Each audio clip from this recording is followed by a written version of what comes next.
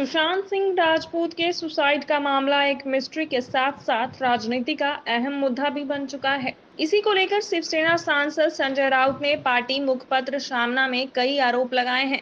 संजय राउत ने बिहार पुलिस और केंद्र पर महाराष्ट्र सरकार के खिलाफ साजिश रचने का इल्जाम लगाया है। उन्होंने ये भी आरोप लगाया है कि बिहार के डीजीपी गुप्तेश्वर पांडे बीजेपी के आदमी हैं और उन पर 2009 में कई चार्ज लगे थे। अपने लेख में संजय राउत ने कहा, राउत ने लिखा, सुशांत सिंह राजपूत मामले की जांच अब सीबीआई के हाथ में पहुंच गई है। मुंबई पुलिस की जांच शुरू रहने के दौरान बिहार सरकार सीबीआई जांच की मांग करती है। केंद्र सरकार इसे तुरंत स्वीकृति दे देती है। इसी प्रकरण का राजनीतिकरण करना है। इसके लिए सीबीआई, ईडी जैसी केंद्रीय संस्थाओं को इस्तेमाल करना, यह सब झकझोर देने वाला है। जब किसी घटना का राजनीतिकरण किया जाता है तब वह किसी स्तर तक जाएगा, यह कहा नहीं जा सकता। अभिनेता सुशांत सिंह राजपूत के खुदकुशी के दुखद मामले में निश्चित तौर पर यही हो रहा है।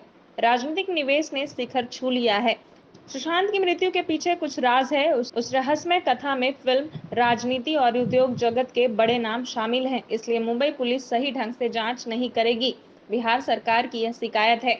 मुंबई पुलिस से जांच नहीं हो पाएगी, इसलिए इसे सीबीआई को सौंपा जाए। ऐसी मांग बिहार सरकार ने की तथा 24 घंटे में इस मांग को स्वीकृति भी मिल गई।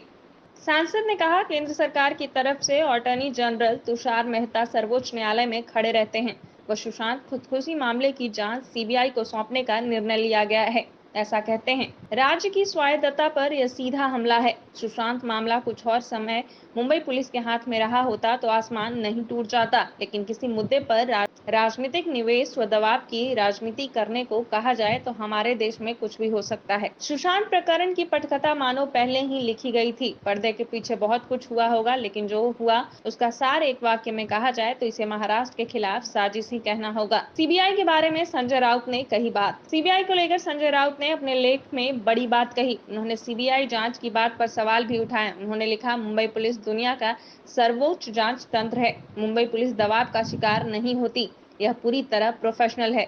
सीना बोरा हत्याकांड मुंबई पुलिस ने ही सुलझाया था। उसमें कई बड़े नाम शामिल थे, लेकिन पुलिस ने सभी को जेल में पहुंचाया।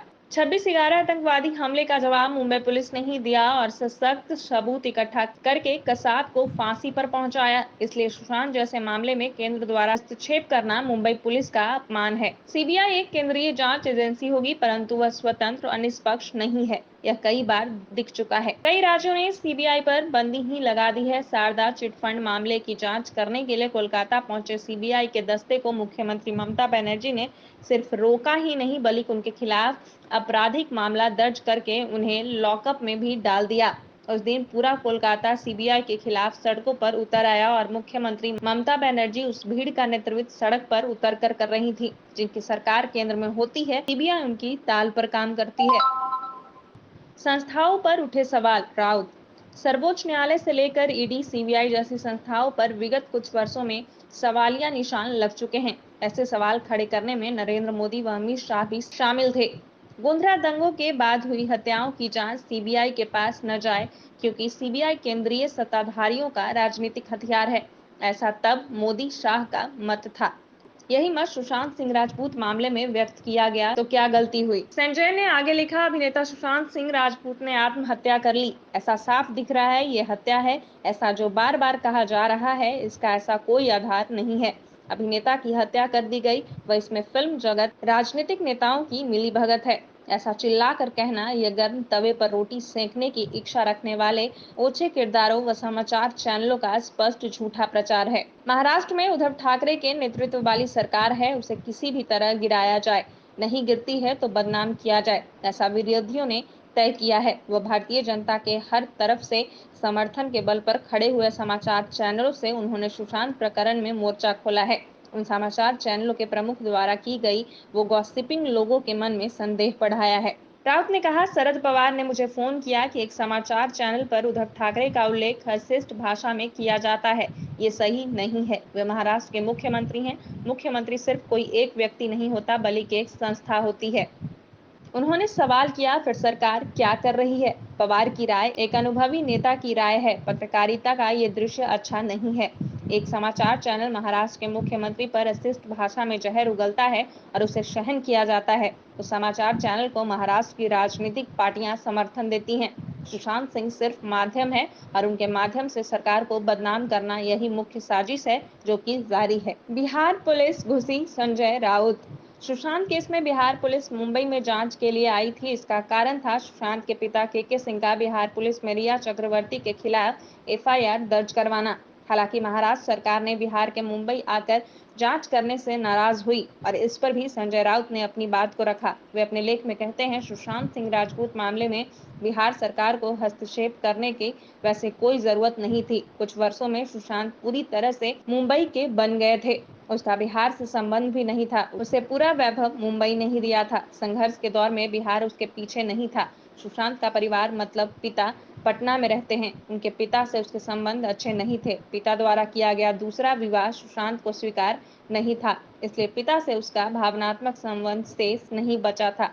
उसी पिता को बरगलाकर बिहार में एक एफआईआर दर्ज कराई गई। वो मुंबई में घटे गुनाह की जांच करने के लिए बिहार पुलिस मुंबई आई। इसका समर्थन किया ही नहीं जा सकता है।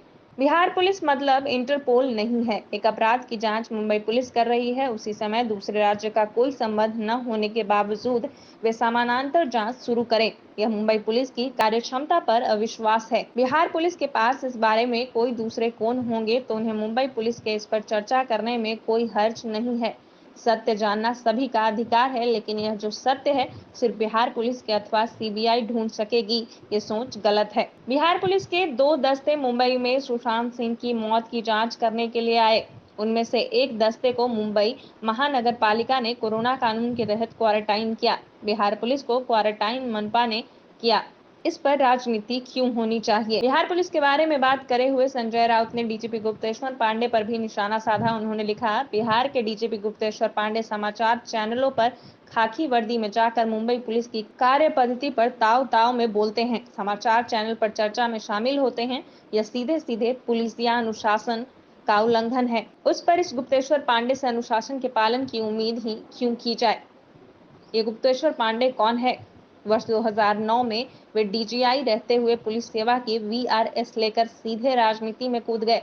विधानसभा चुनाव में भारतीय जनता पार्टी के टिकट पर बक्सर निर्वाचन क्षेत्र से चुनाव लड़ने के लिए खड़े हो गए, लेकिन भाजपा के सांसद लाल मुनि चौबे द्वारा बगावत करने की धमकी दिए जाने के साथ ही चौबे की उम्मीदवारी फिर बरकरार कर दी गई। इससे गुप्तेश्वर पांडे बीच में ही लटक गए। उनकी अवस्था न घर की न घाट की जैसी हो गई। इस तरह की राजनीति में घुसने का उनका मिशन फेल हो गया। उसके बाद उन्होंने सेवा में लौटने के लिए फिर निवेदन किए। ऐसा कहा जाता है कि गुप्तेश्वर पांडे की पत्नी ने भी अपने पति की ओर से सरकार से निवेदन किया था और कहा था कि नौकरी छोड़ते समय उनके पति गुप्तेश्वर पांडे की मानसिक स्थिति अच्छी नहीं थी। इसी आधार पर उन्हें एक बार फिर से सेवा में लिया गया होगा, तो यह बिहार सरकार का मसला है। पांडे उस समय भाजपा के खेम में थे और आज नीतीश कुमार के खास हैं। भाजपा से उम्मीदवार स्वीकार करने वाले पांडे द्वारा मुंबई पुलिस की कार्य क्षमता पर सवाल खड़े करना हास्यास्पद है। उस पर अब ऐसी खबरें बिहार की अखबारों में छपी हैं कि यही पांडे बिहार में होने वाले आगामी विधानसभा चुनाव में हाथ आजमाने की तैयारी कर रहे हैं। वहां के अखबारों में छपी खबरों के अनुसार पांडे शाहपुर विधानसभा निर्वाचन क्षेत्र से आगामी विधानसभा चुनाव लड़ सकते हैं। इस क्षेत्र में जाति समीकरण का पांडे को लाभ मिल सकता है, ऐसा गणित लगाया जा रहा है। यद्यपि उनके सेवा काल में 6 महीने शेष हैं, लेकिन वह इस्तीफा दे सकते हैं और जदयू के टिकट पर बक्सर सदर अथवा शाहपुर विधानसभा निर्वाचन क्षेत्र से चुनाव लड़ सकते हैं, ऐसा भी खबरों में कहा गया है। ऐसी पुलिस से समाज को क्या अपेक्षा रखनी चाहिए? दिशा सालियन की बदनामी पर संजय राउत। सुशांत की पूर्व मैनेजर दिशा सालियन की मौत एक्टर से एक हफ्ता पहले हुई थी। दिशा की मौत को सुशांत के केस से जोड़कर देखने की कोशिश की जा रही है। ऐसे में बहुत सी बातें दिशा सालियन के बारे में कही जा रही हैं। इस पर गौर करते हुए संजय राउत ने लिखा, सुशांत सिंह राजपूत की मौत पहले मैनेजर दिशा सालियन ने आत्महत्या की थी। दोनों मामले में पूरी तरह से अलग है, लेकिन राजनीतिक नेता दो खुदकुशी के धागों को जोड़ रहे हैं।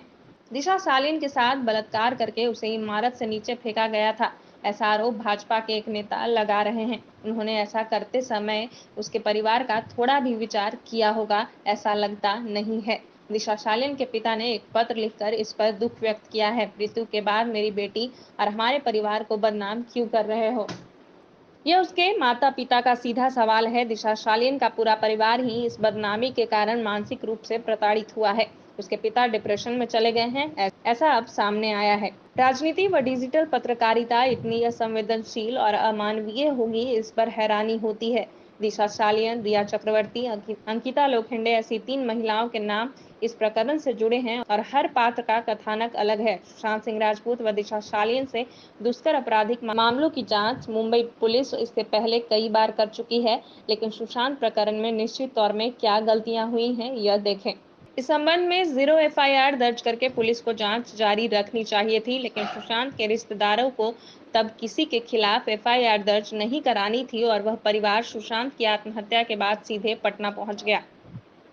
भारतीय जनता पार्टी ने इस प्रकरण को राजनीतिक निवेश के तौर पर इस्तेमाल करने का निर्णय लिया व मंत्रिमंडल के युवा मंत्रियों को नाम इस प्रकरण से जोड़कर सनसनी निर्माण की। दूसरी तरफ 2 अंग्रेजी समाचार चैनल मुख्यमंत्री ठाकरे को सुशांत प्रकरण में ऐसे चुनौती देते रहे मानो सुपारी ली हो, इसलिए पुलिस हड़बड़ा गई।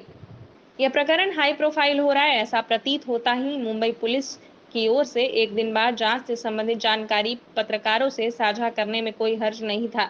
इसमें कोई मंत्री अथवा राजनीतिक व्यक्ति होगा तो पुलिस उसका भी स्टेटमेंट लेगी, ऐसा प्रारंभ में ही कहने में कोई हर्ज नहीं था। पुलिस की जांच को लेकर संजय राउत का कहना है, मुंबई पुलिस ने इस मामले की जांच को अनावश्यक रूप से अधिक लंबा खींच लिया। सिनेमा जगत के सेलिब्रिटीज को रोज पूछताछ के लिए बुलाते थे व गॉसिप को बढ़ावा देते थे। इस प्रकरण का इस्तेमाल सिनेमा जगत में दहशत निर्माण करने के लिए किया गया है क्या, यह देखना चाहिए। सुशांत की मृत्यु से पहले अभिनेता डिनो मोरिया के घर पार्टी हुई। इस पार्टी को लेकर रहस्यमय निर्माण करके उसका संबंध सुशांत की मौत से जोड़ा गया। डिनो मोरिया व अन्य फिल्म कलाकार राज्य मंत्री आदित्य ठाकरे के मित्र परिवार से है, इसलिए आरोपों की झड़ी मुख्यमंत्री ठाकरे व आदित्य ठाकरे पर बरसाई जा रही होगी तो ये गलत साबित होगा। सबूतों के बगैर बोलना, आरोप लगाना नैतिकता के अनुरूप नहीं है। सबूत क्या है, यह पहला सवाल खुद आदित्य ठाकरे ने इस संबंध में खुलासा किया है। फिर भी शंका होगी तो समाचार चैनलों के माध्यम से बदनामी मुहिम चलाना यह मार्ग है क्या। इस प्रकरण में बॉलीवुड के जिन कलाकारों का नाम आ रहा है उनमें ज्यादातर डी ग्रेड के लोग हैं। कई वर्षों से ये पर्दे पर नहीं दिखते हैं और अन्य व्यवसाय करके वे जी रहे हैं। इनमें से कुछ लोग आदित्य ठाकरे के संपर्क में आए थे। इस वजह से यदि कोई जमीन पर डंडा पीटता होगा तो वह गलत है। इस प्रकरण में सरकार विरोधी पार्टी द्वारा महाराष्ट्र से ज्यादा बिहार पुलिस का पक्ष लेना यह तरीका झकझोरने वाला है। बिहार की तरह कुछ गुप्तेश्वर पांडे महाराष्ट्र पुलिस में भी हैं और उनके कारण समस्या बढ़ी है, ऐसा मेरा अनुमान है।